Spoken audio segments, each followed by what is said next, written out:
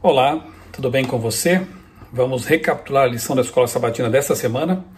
Quero lembrar que a lição dos jovens traz como tema geral aqui do trimestre o sábado na Bíblia. São lições muito boas também. Quero recomendar mais uma vez aqui o canal da doutora Maura Brandão. Ela faz toda semana um resumo da lição. O canal dela é o Confissões de Crente.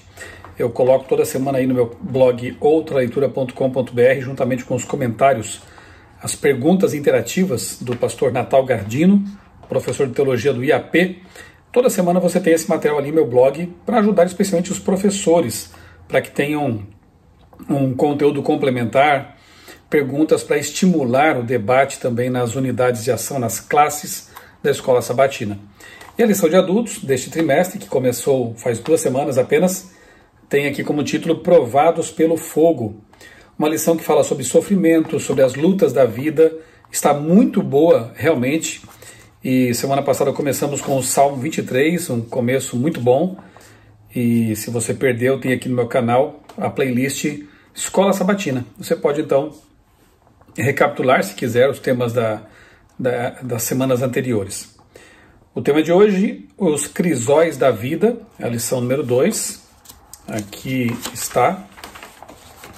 Veja que a ilustração traz ali um coração, né, e o metal derretido sendo vertido ali, sendo derramado dentro desse crisol em forma de coração, fazendo com que a gente pense que, na verdade, Deus, embora não cause as lutas pelas quais passamos, as dores, sofrimentos, provações, Ele permite que essas coisas aconteçam e usa, muitas vezes, isso para o nosso bem, para moldar nosso caráter. E nesta semana nós vimos então alguns aspectos variados aí de sofrimentos autocausados por nós, né, claro, e trazidos por Satanás muitas vezes e permitidos por Deus também. E nós vamos então analisar cada um deles, as peculiaridades e as formas como Deus trabalha para nos livrar ou nos modelar.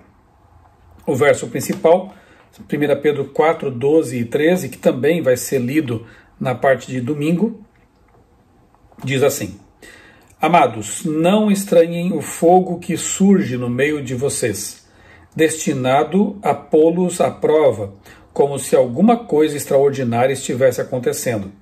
Pelo contrário, alegrem-se na medida em que são coparticipantes dos sofrimentos de Cristo, para que também, na revelação de sua glória, vocês se alegrem exultando. O texto, que depois é aprofundado aqui na lição de domingo, na parte de domingo, que tem como título Surpresas, ele nos mostra que não deveria ser novidade para nós que somos cristãos saber que neste mundo de pecado, neste mundo corrompido, as provações vêm, as lutas, os sofrimentos são uma constante em nossa vida. Jesus mesmo disse, né, que no mundo teríamos aflições, mas que deveríamos ter bom ânimo, porque Ele venceu o mundo e nos dá então força, paz para enfrentar nossas lutas também. E outra coisa que Pedro destaca aqui é que, sofrendo com Cristo, um dia também nos alegraremos na glória com Cristo. É para que nós olhemos para frente, para o futuro, lembrando que o nosso lar não é aqui e que o nosso descanso final também não é aqui. Nosso descanso final será na eternidade, quando estivermos com Deus, livres do pecado, livres das tentações de Satanás. Ainda na parte de domingo, a primeira pergunta pede que nós leiamos 1 Pedro 4, 12 a 19, e a mensagem do apóstolo ali, que eu destaquei aqui no verso 16, é: se sofrer como um cristão, não se envergonhe. Claro que há sofrimentos que nós trazemos sobre nós mesmos, quando descuidamos da saúde, quando nos envolvemos em comportamentos de risco, promiscuidade, relacionamentos complicados, criminalidade e por aí vai. Aí o sofrimento vem, as consequências vêm, nós vamos tratar disso mais adiante, não devemos nem reclamar disso. Agora, quando nós sofremos por ser cristãos, temos mais que nos alegrar. Bem-aventurados, né?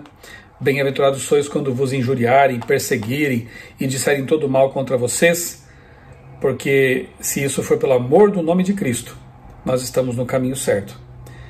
Deveriam ser consideradas as provações, tentações como normais. Elas podem e devem ser esperadas. Não é surpresa, então, na vida do cristão. Não estranheis, como diz Pedro, quando as provas vierem, repito, neste mundo de pecado, neste mundo ímpio, no qual nós muitas vezes, ou quase sempre, estamos remando contra a correnteza, contra a maré de pecado. Na lição de... aqui fala também sobre o porquê do crisol, né? Crisol é aquele... Era uma espécie de... Eu usei muito isso no laboratório quando eu cursei Química no ensino médio. Nós usávamos o crisol, que é uma espécie de pote, né? De um material muito resistente ao calor. Ali são colocadas substâncias que nós queremos misturar ou fundir, derreter. E essa cerâmica refratária que resiste a altas temperaturas do crisol, ela consegue então suportar altas temperaturas e ali dentro essas substâncias são derretidas, são misturadas, são colocadas para reagir quimicamente. E a lição então aqui diz que essa experiência de sofrer pela fé pode, portanto, ser considerada um processo de fundição, porque o texto, né, de Pedro menciona ali o fogo, né, queimadura, uma prova de aflição. Então, por isso, o crisol, o cadinho, esse recipiente no qual coisas são colocadas para ser derretidas, misturadas e assim vai. Segunda-feira, crisóis de Satanás. Então, daqui de segunda até sexta, até quinta, nós veremos os diferentes crisóis, nos quais muitas vezes somos colocados para ser ali provados pelo fogo, né? Crisóis de Satanás, aí 1 Pedro 5,8 diz: sede sóbrios e vigilantes, o inimigo de vocês, o diabo, anda em redor, ou ao derredor, como na Almeida diz, né? Como um leão que ruge procurando alguém para devorar. Como resistir a Satanás? O texto continua até o verso 11 e diz: resisti firmes na fé, e ele fugirá de vós. O que eu quero destacar aqui são as palavras sóbrio e vigilante. Para nós vencermos as artimanhas de Satanás, os enganos e armadilhas dele, temos que ter a mente sóbria. O que é sóbrio? É o contrário de entorpecido, de anestesiado, nublado, pensamentos nublados. E há muitas formas por meio das quais Satanás ele entorpece nossa mente e nos tira a sobriedade. O estilo de vida é uma delas. A alimentação, a falta de exercício físico, a falta do repouso apropriado, horas e horas, madrugada dentro, dedicadas a, quem sabe, até consumo de coisas que não prestam. Tudo isso entorpece o nosso pensamento. Mídias, filmes, séries, leituras, são formas de entorpecer a mente e nos tornar mais fracos diante das armadilhas de Satanás. Nós precisamos, como diz Paulo em Romanos 12:2, renovar constantemente nossa mente, o nosso pensamento, por meio da palavra de Deus, da oração, da comunhão com Deus, da leitura de bons conteúdos, para que assim estejamos com a nossa mente preparada para enfrentar o mal quando ele se apresentar. Quarta pergunta: o que Deus promete fazer por aqueles que sofrem? 1 Pedro 5:10. O texto diz aqui que por meio do sofrimento, ou depois do sofrimento, ou durante o sofrimento, Deus promete nos aperfeiçoar, firmar, fortificar e fundamentar. Aí é que está o trabalho de Deus. Ele extrai de coisas ruins bênçãos. Eu até comparei no vídeo anterior, quando falamos sobre o Salmo 23, que muitas vezes o sofrimento é como o ato de preparar as mãos para usar constantemente uma enxada. Quando usamos pela primeira vez, quando as mãos estão despreparadas, frequentemente formam-se ali bolhas, machuca porque a mão não está preparada para encarar o cabo de uma enxada, mas se nós perseverarmos nisso, continuarmos praticando, capinando ali o terreno, a horta, né, a roça, essas bolhas acabam se transformando com o tempo em calos, e o calo é uma pele mais resistente que nos permite enfrentar o trabalho. E Deus muitas vezes neste mundo de pecado permite que nós sejamos calejados para enfrentar essa vida difícil, dura, as coisas ruins que ainda enfrentaremos na vida, para que nós tenhamos mais resiliência, mais resistência para enfrentar tudo isso. Terça-feira, crisóis do pecado. Aí a lição já fala de consequências, e muitas vezes são escolhas que nós fazemos.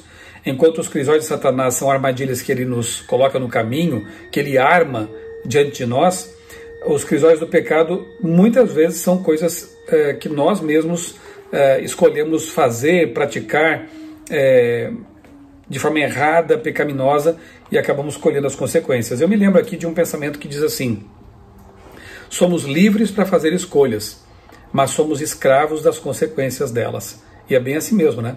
Nós temos total liberdade, livre-arbítrio para tomar decisões, fazer nossas escolhas na vida, mas temos que pensar muito bem antes de tomá-las ou fazê-las, porque as consequências delas inevitavelmente vêm mais cedo ou mais tarde. Se você planta coisas boas aqui, você vai colher coisas boas adiante. Se você planta coisas ruins aqui, em algum momento você colhe coisas ruins também. Então, o próprio pecado traz suas consequências, diz a lição. E o texto que foi selecionado aqui para a nossa leitura é Romanos capítulo 1, versos 21 a 32. Eu até quero aqui ler na minha Bíblia com você. Se você tem a sua Bíblia aí também, quero convidá-lo a abri-la aqui em Romanos capítulo 1. Romanos capítulo 1, versos 21 a 32. É um capítulo bastante interessante, importante, obviamente, como todos são. Começa falando sobre a adoração a Deus, a verdadeira adoração, mostra aqui as credenciais de Paulo para falar sobre o que está falando, fala sobre fé e obediência, depois fala sobre santidade e o fato de nós sermos separados do mundo de pecado. Deus se revela, também aqui nesse capítulo é bem interessante porque fala das obras criadas de Deus, e depois fala dos homens que rejeitam essa revelação e se degradam por causa disso. Quando dão as costas para Deus, dão as costas para a palavra de Deus, para aquilo que Deus mostrou na sua palavra. E aí no verso 21, eu começo a leitura assim: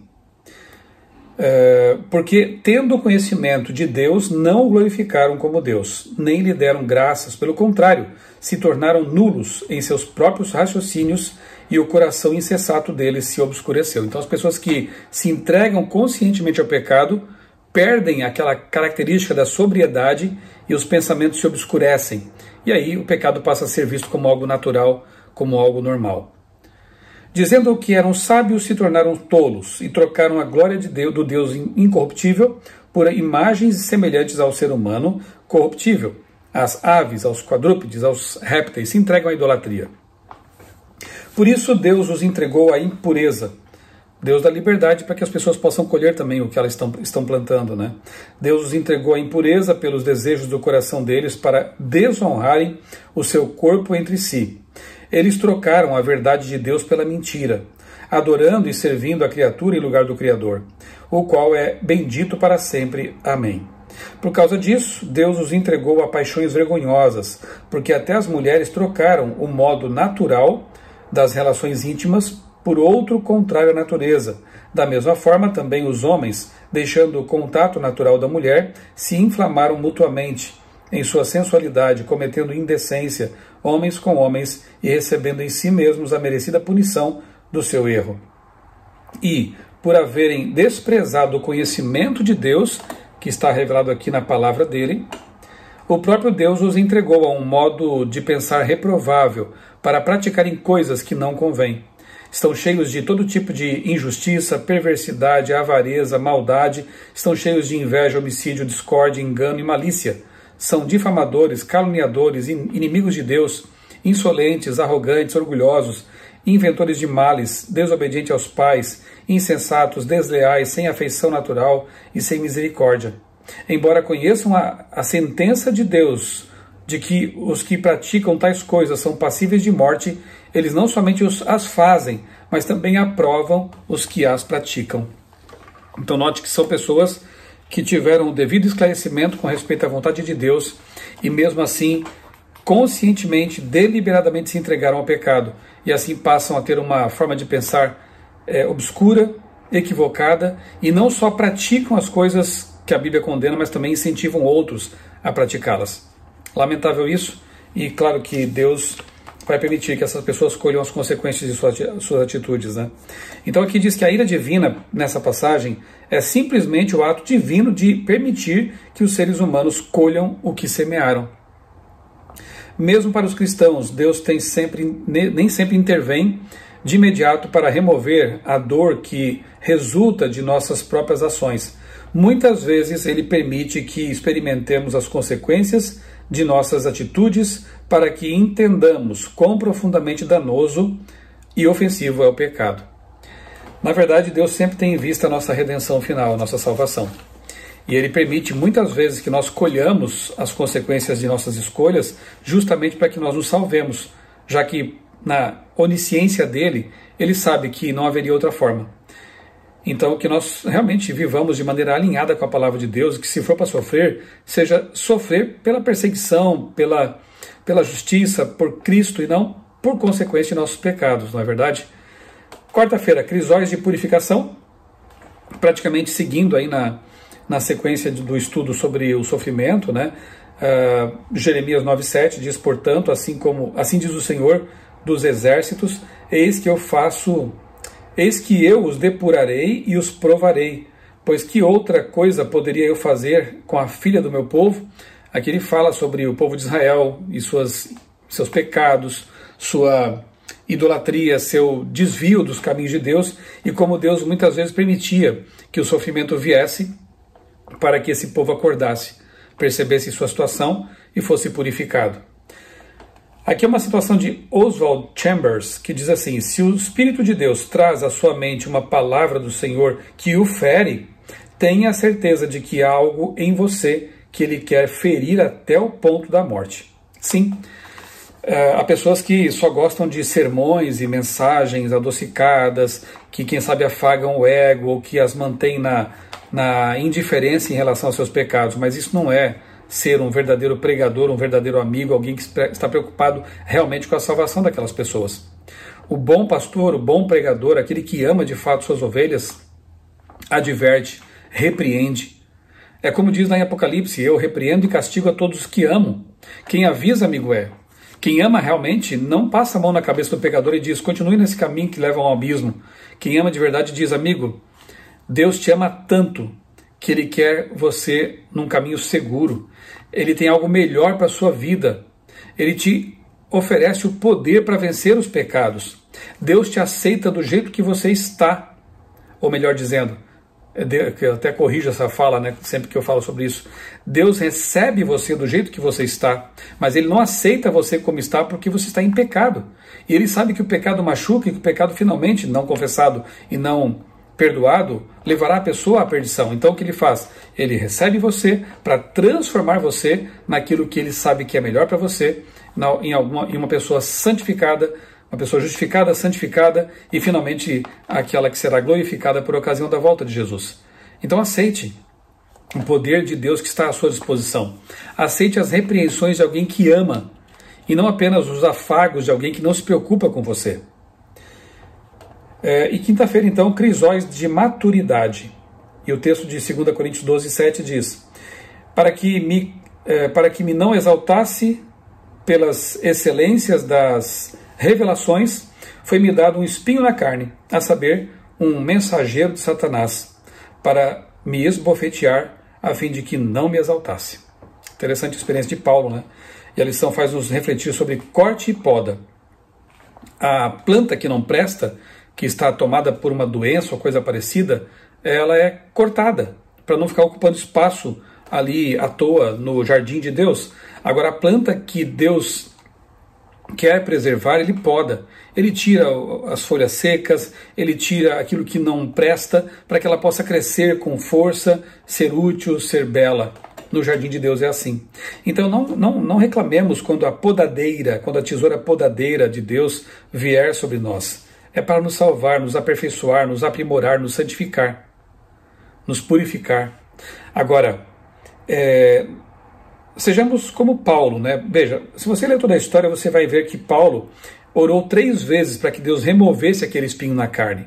Alguns estudiosos, teólogos, entendem que poderia ser um problema de visão, talvez uma miopia forte decorrente daquela cegueira no caminho de Damasco. E Paulo, ele ora 3 vezes para ser curado disso e Deus responde finalmente, a minha graça te basta.